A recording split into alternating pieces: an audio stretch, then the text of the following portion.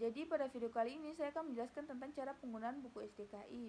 Buku SDKI ini dibuat oleh PPNI Standar Persatuan Perawat Nasional Indonesia sebagai acuan pedoman keperawatan untuk melaksanakan standar profesi pada klien.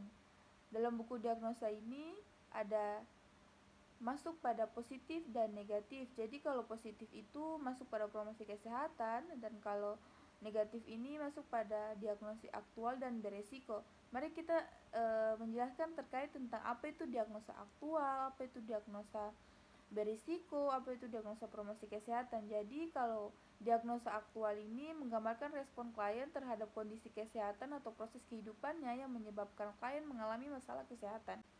Tanda gejala mayor dan minor dapat ditemukan dan divalidasi pada klien. Terus kalau diagnosa risiko itu menggambarkan tentang respon klien terhadap kondisi kesehatan atau proses kehidupannya yang dapat menyebabkan klien berisiko mengalami masalah kesehatan. Tidak ditentukan tanda gejala mayor dan minor pada klien, namun klien memiliki faktor risiko mengalami masalah kesehatan.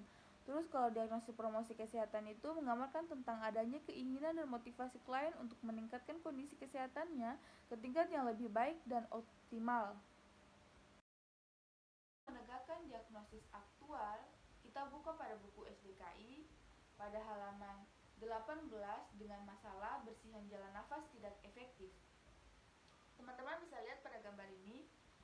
Di situ terdapat definisi, penyebab, gejala dan tanda mayor, dan gejala dan tanda minor.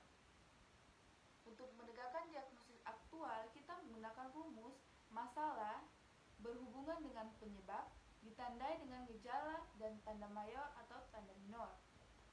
Karena kita mengambil diagnosis masalah bersihan jalan nafas tidak efektif, di situ akan dibuat dengan diagnosa sesuai dengan kondisi klinis pasien. Bersihan jalan nafas tidak efektif berhubungan dengan sekresi yang tertahan ditandai dengan tidak mampu batuk. Untuk diagnosa aktual, kita akan mengambil contoh dari diagnosis tersebut. Selanjutnya untuk diagnosis resiko. Diagnosis resiko kita buka pada halaman 41. Teman-teman bisa lihat pada gambar ini.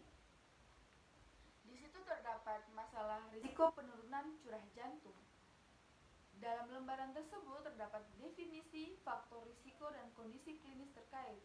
Untuk menegakkan diagnosis risiko, kita menggunakan rumus masalah ditandai dengan faktor risiko. Untuk menegakkan diagnosis risiko penurunan curah jantung, kita buat risiko penurunan curah jantung ditandai dengan perubahan frekuensi jantung. Selanjutnya, kita mendengarkan diagnosis promosi kesehatan atau juga PROMKES.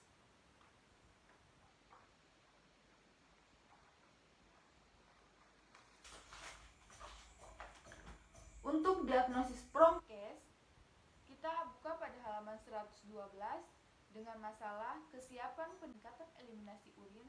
Terdapat definisi, gejala dan tanda mayor, gejala dan tanda minor, dan kondisi klinis terkait. Untuk menegakkan diagnosis promosi kesehatan, kita buat kesiapan peningkatan eliminasi urin, yaitu masalah ditandai dengan gejala dan tanda mayor. Kesiapan peningkatan untuk menegakkan diagnosis kesiapan untuk penegakan diagnosis promosi kesehatan peningkatan eliminasi urin. Dengan itu kita menggunakan rumus kesiapan peningkatan eliminasi urin yang dimaksud adalah masalah ditandai dengan gejala dan tanda mayor, yaitu asupan cairan yang cukup. Berarti diagnosis promosi kesehatan kesiapan peningkatan eliminasi urin ditandai dengan asupan cairan yang cukup. Untuk menegakkan diagnosis, kita harus sesuaikan dengan gejala dan tanda yang ada pada pasien dengan gejala dan tanda mayor dan minor yang ada pada buku SDKI.